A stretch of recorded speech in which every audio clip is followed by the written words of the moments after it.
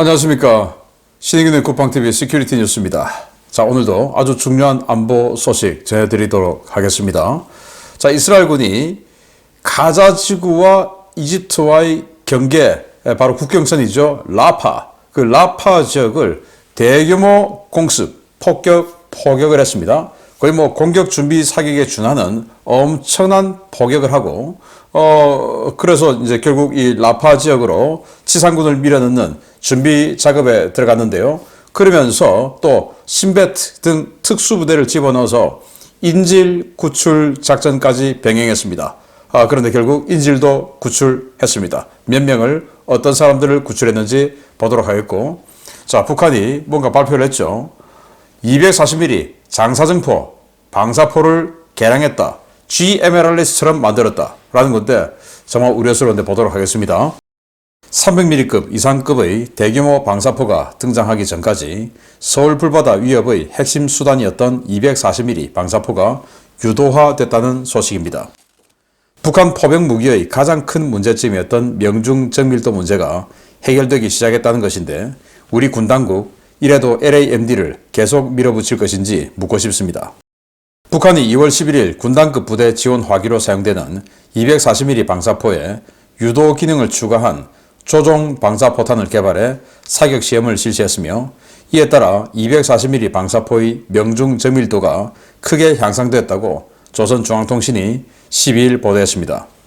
통신은 국방과학원은 11일 240mm 조종 방사포탄 탄도 조종 사격 시험을 진행해 명중성에 대한 평가를 진행하고 그 우월성을 검증했다라며 240mm 조종 방사포탄과 탄도 조종체계 개발은 우리 군대 방사포 역량을 질적으로 변화시키게 된다라고 주장했습니다.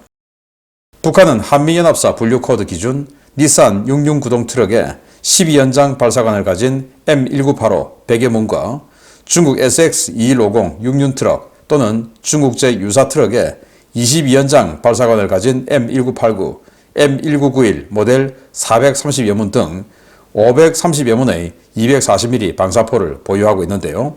이번에 사격 시험에 동원된 차량은 차체와 발사기를 모두 현대화한 신규 개발 차량으로 보입니다.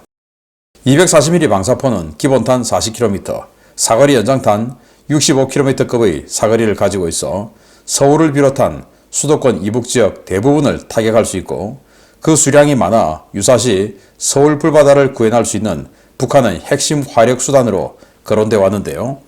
북한이 이 240mm 체계에 유도 기능을 부여함으로써 북한의 서울 타격 능력은 더 한층 배가 되게 됐습니다. 북한이 이들 전력을 모두 동원해 서울에 일제 사격을 가할 경우 단 3분 이내에 만여 발을 쏟아부을 수 있는 가공할 화력이 쏟아지는데요. 이러한 위협이 등장한 지 30년이 넘었지만 우리 군 당국은 아직도 이 위협을 막아낼 수단을 전혀 가지고 있지 않습니다. 북한의 대구경 방사포에 이어 240mm 방사포까지 유도화되면서 이제 수도권 CLM 작전의 관건은 긴 사거리와 충분한 요격 고도를 가진 많은 수의 요격 수단을 최단 기간 내에 확보하는 것에 달리게 됐는데요. 군 당국 아무래도 LAMD를 계속 추진할 것인지 묻고 싶습니다. 네, 북한이 240mm 이 방사포를 유도화했다라고 발표를 했어요.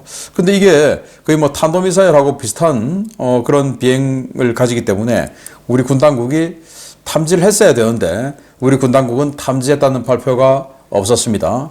아주 적어도 단거리 발사를 했는지 아니면 우리 군이 설 연휴라서 뭔가 조금 방심을 했는지 아니면 우리의 능력이 이걸 탐지할 수 있는 능력이 안 되는지 알 수는 없으나 아무튼 우리 군은 탐지했다라는 발표를 하지 않았음에도 불구하고 북한은 유도에 성공했다라고 이야기하는 겁니다.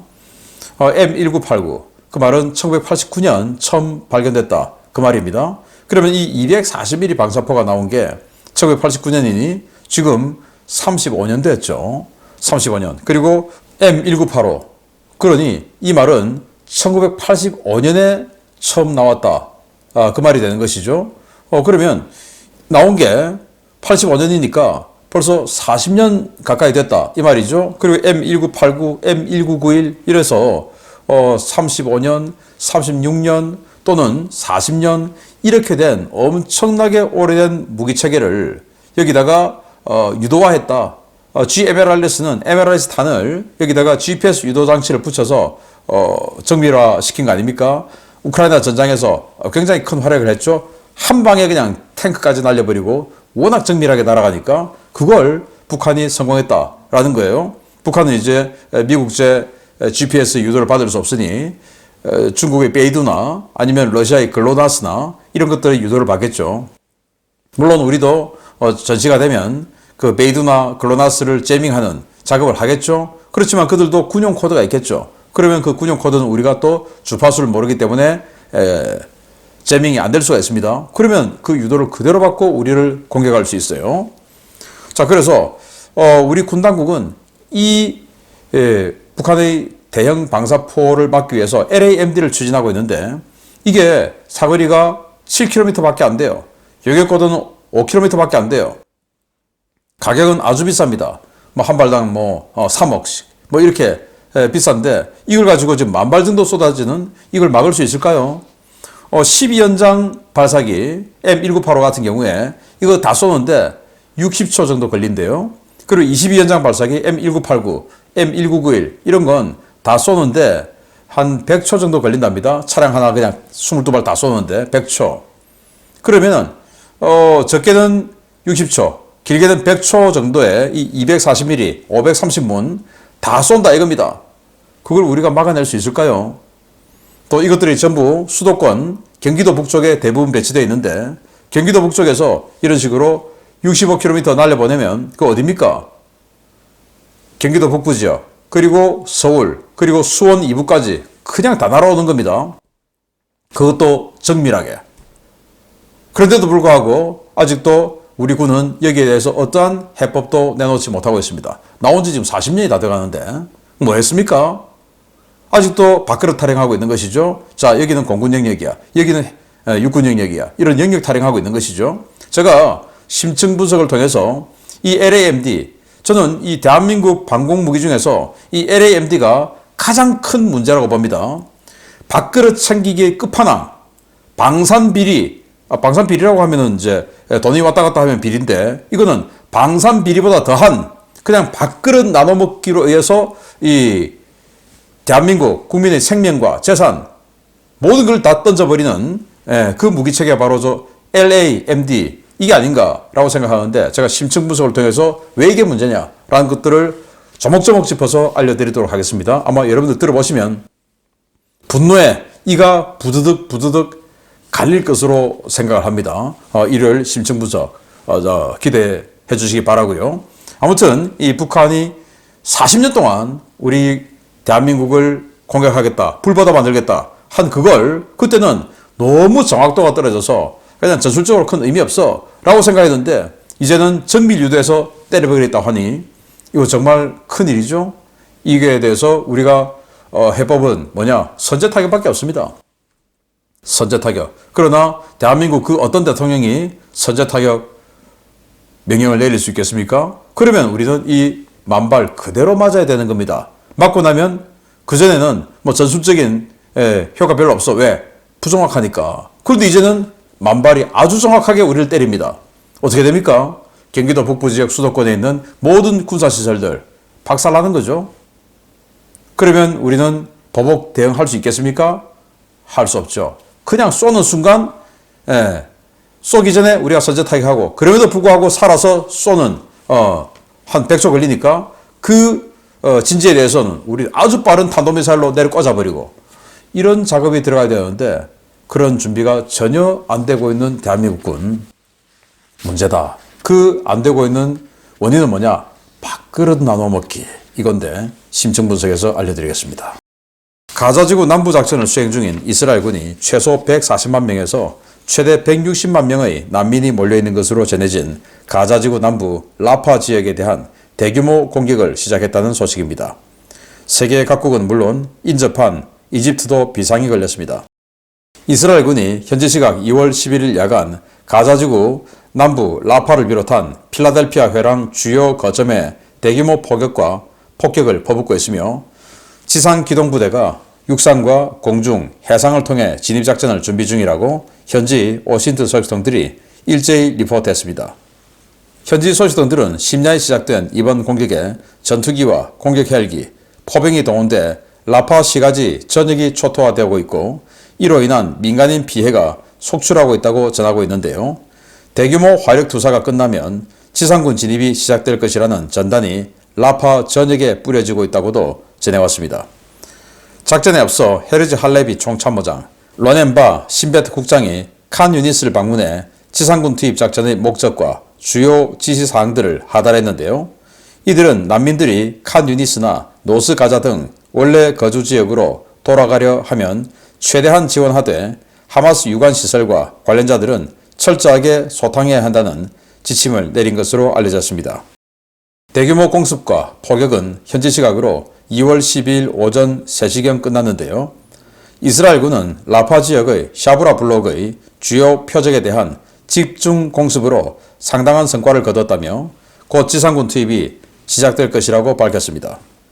문제는 지금부터입니다. 이스라엘군이 라파 진입을 시작할 경우 현재 필라델피아 회랑에 몰려있는 대규모 난민들이 이스라엘군을 피해 국경을 넘을 가능성이 높은데요. 이스라엘군을 피해 도주하는 난민들은 대부분 하마스와 직간접적으로 연관되어 있는 사람들일 가능성이 높아 이집트는 이들이 국경을 넘을 경우 무력으로 대응하겠다고 경고하고 있습니다.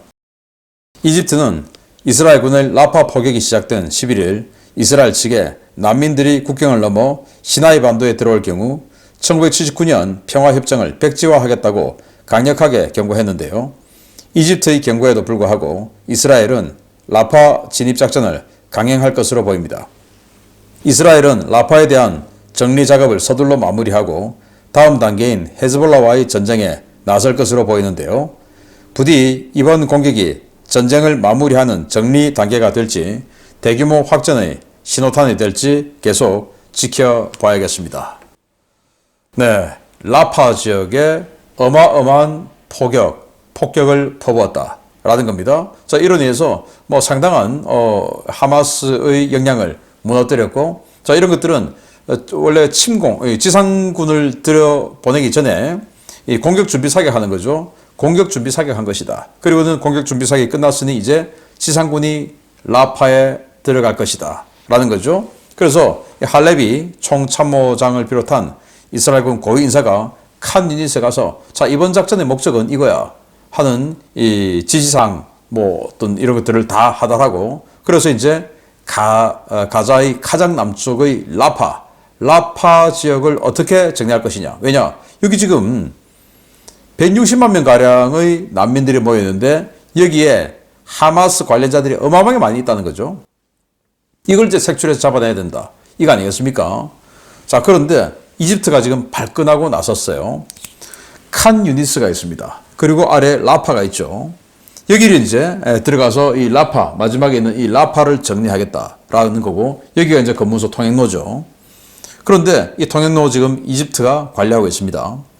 그런데 이 라파 지역에 160만 명이 지금 더 들어가 있으면 하마스들이 많이 있겠죠. 그런데 이스라엘군이 들어가면 하마스 관련자들이 이집트로 도망가려 하겠죠. 그들은 각종 폭약이나 이런 거 갖고 있으니 여기 있는 철조망 또는 장벽 이런 것들 터뜨리고 그냥 넘어가 버리겠죠. 그러면 이집트도 무슬림 형제단 등 그들 현재 이 정권하고 LCC 정권하고 대척점에 있는 세력들이 있어요. 근데 그 무슬림 형제단하고 이 하마스들하고 또 뭔가 또 교류가 있는 겁니다. 그러면 이 LCC 대통령 정부 입장에서는 하마스들이 들어오면 정권이 흔들릴 수 있는 이런 상황이 봉착이 되는 거죠. 그러니까 제가 오늘 아침 시큐리티 뉴스에서도 보여드렸던 것처럼 이스라엘군이 이 지역에 지금 기계화 부대를 증강 배치해서 대응을 하는 것인데 뭐라고 하냐. 넘어오면 우리는 가만두지 않는다. 왜? 넘어오는 자들은 하마스 관련자들이 넘어오면 죽여버리겠다 이 말이죠. 그리고는 이스라엘에게도 1979년 4차 중동전 끝에 이스라엘과 이집트는 평화협정을 맺었죠. 이스라엘이 점령했던 시나이 반도를 이집트에 돌려주는 조건으로 이스라엘을 인정해주고 그리고는 이제 평화적으로 지내기로 약속했는데 지금 이렇게 라파로 들어가서 하마스가 도망갈 수밖에 없는 이런 조건을 만드는 것은 이집트의 큰 분란을 떠넘기는 것이니까 이거는 평화협정 파기다. 그러면 이스라엘과 전쟁도 불사하겠다. 지금 이 말인 겁니다. 중동 상황이 굉장히 지금 걷잡을 수 없이 희한하게 변하고 있는데 또 이런 상황에서 라파에 대한 이 지상군 진입을 염두에 둔 대규모 공격 준비 사격을 하고는 또 특수부대, 신베트 같은 특수부대가 들어가서 인질 구출 작전을 했어요. 좀 많이 구출했으면 좋았겠지만 2명을 구출을 했는데 남성이라고 합니다. 60살 그리고 71살 정도 되는 이런 남성인데 아르헨티나계 이스라엘인이라고 해요. 이 남성 2명을 구출했고 정말 다행입니다. 그래서 이제 이 가자지구 전투의 마지막 정리 단계에 지금 이 이스라엘이 이제 본격적으로 들어간다. 여기에 굉장히 강력한 폭격을 퍼붓는데 이집트가 이스라엘과 전쟁을 불사하겠다. 또 넘어오면 다 죽여버리겠다. 이런 선언까지 한 상황까지 알려드렸습니다. 마치겠습니다. 감사합니다.